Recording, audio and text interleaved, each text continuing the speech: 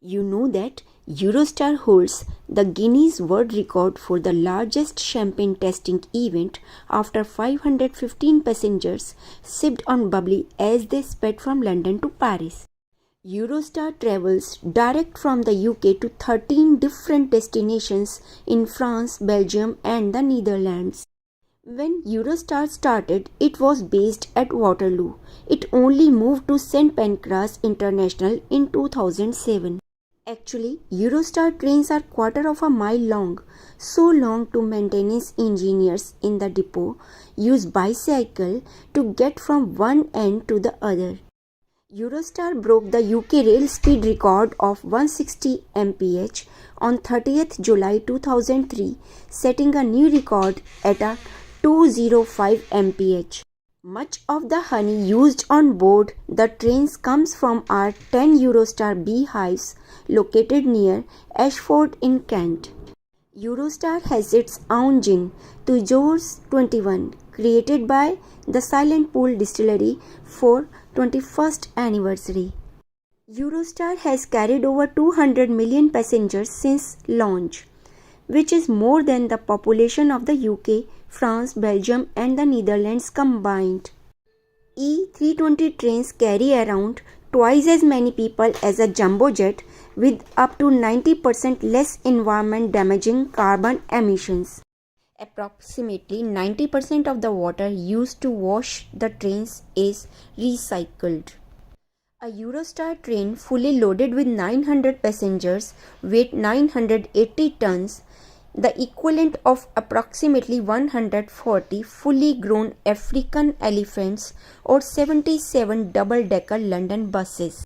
Many unusual things get flushed down the loose on board the trains, including a set of false teeth that were returned to their owner in pristine condition. Eurostar has featured in many films, but in 2006, they played an even bigger role, taking the cast and crew of the Da Vinci Code to Cannes for the premiere, breaking the world record for the longest non-stop international rail journey in the process. Eurostar put the speed into speed dating with the St. Valentine's Day event on board in February 2019, matching single passengers as they travelled between London and Paris. Many of Eurostar passengers ask if they will see fish in the tunnel, which prompted Eurostar to launch an underwater virtual reality experience, Odyssey, so they could stay dry without being disappointed. Eurostar passengers are a thirsty lot, consuming 14 lakh cups of coffee, just over 10 lakh cups of tea and 40,000 bottles of champagne on board Eurostar trains every year. Eating habits have changed a lot since 1994 and 41% of meals dished up to our standard premier and business premier travelers are now either vegan or vegetarian. Anyone can hire a whole Eurostar coach or even an entire train if you are traveling as a big group or like Greta Garbo just want to be alone.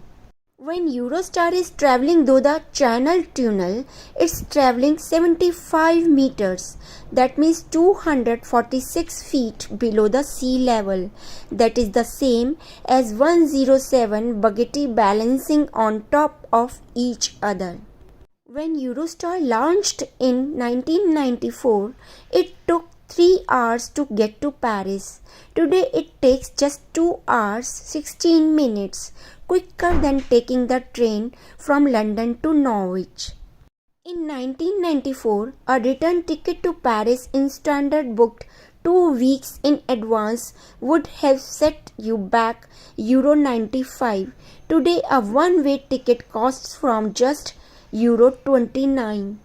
The Queen was Eurostar's first passengers travelling to Calais in May 1994 to meet then French President François Mitterrand for the opening. Not surprisingly, many of Eurostar's staff come from destinations including the UK, France, Belgium and the Netherlands, but there are also 33 other nationalists working for Eurostar, making it a total of 37.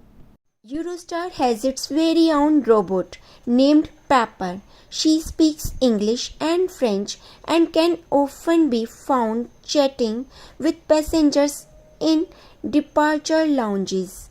In Europe, people like to travel in trains rather than planes because airports are often located far outside the city center.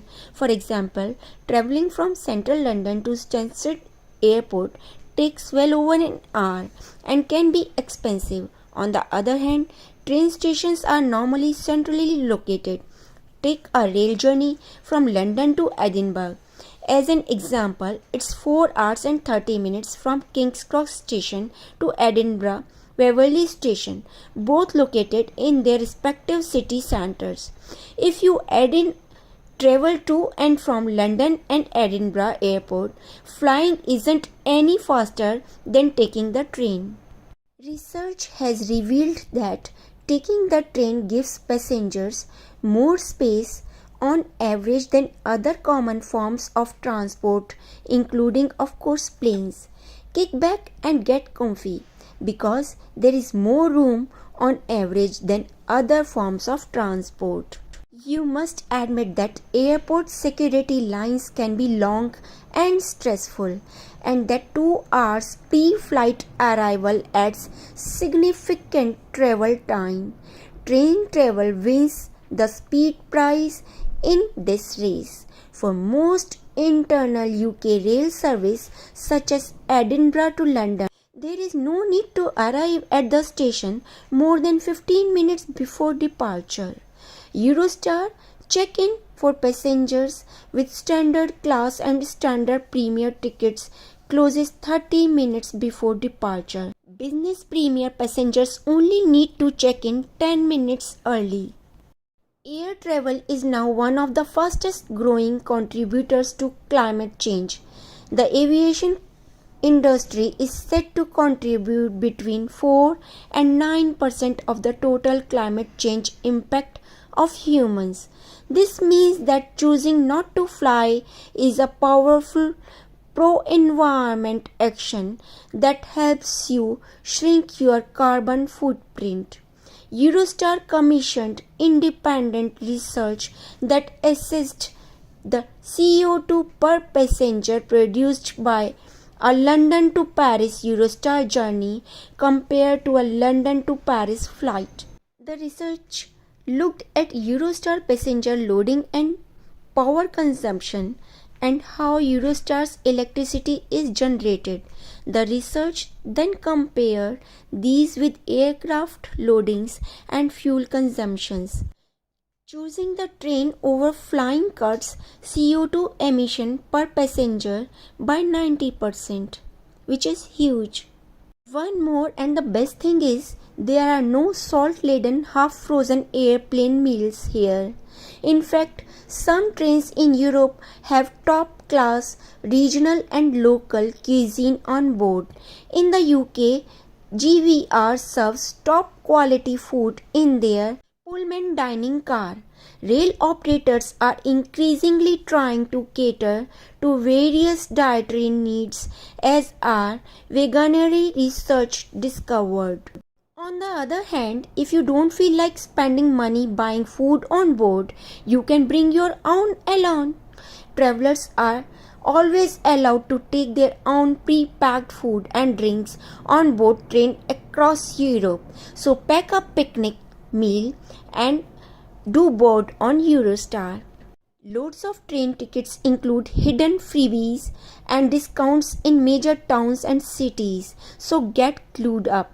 With the ticket you can get the discount on London Zoo, Madame Tussauds, the London Eye and many more around the UK. For one tickets for the best museums in Paris, Brussels, Lille, Lyon and Marseille with your Eurostar ticket.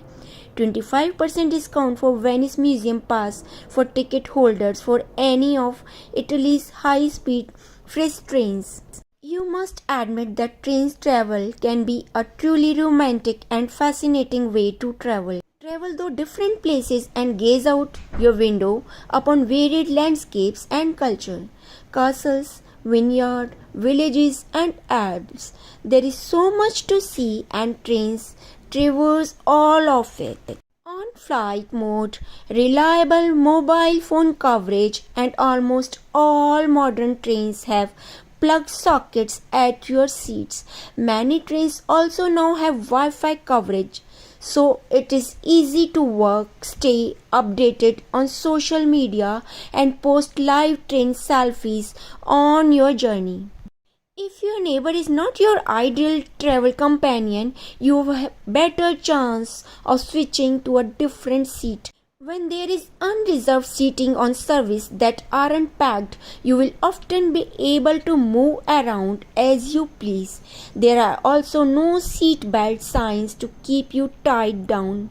I think that trains offer greater flexibility at each stage of the journey, making family train travel easier and less stressful than flying. Children can move around more freely than on a plane, and you will have the space to pack home comforts. Even better, many rail operators permit young children up to 4 years old to travel for free if they share a seat with an adult passenger. When you book a train ticket, they prompt you to enter the age of child passenger and automatically assign suitable tickets. Think heading to south of Italy and fancy stopping over in Milan for lunch. Trains allow you to do exactly that. Stretch your legs on a walk around Paris or take in a museum in London. You can schedule convenient stopovers to make the most of your itinerary. Riding the rails also means that you are free to pack what you want, as luggage restrictions are more flexible than on planes. Indeed, it's far easier to bring pets and bikes on trains than on planes, though you will need to check with your rail operator to be safe. Underground train network, affectionately nicknamed the Tube by generations of Londoners, has grown to 272 stations and 11 lines stretching deep into the capital, suburbs and beyond. The tube lines are Bakerloo, Central, Circle, District, Hammersmith and City, Jubilee, Metropolitan, Northern, Piccadilly, Victoria and Waterloo and City.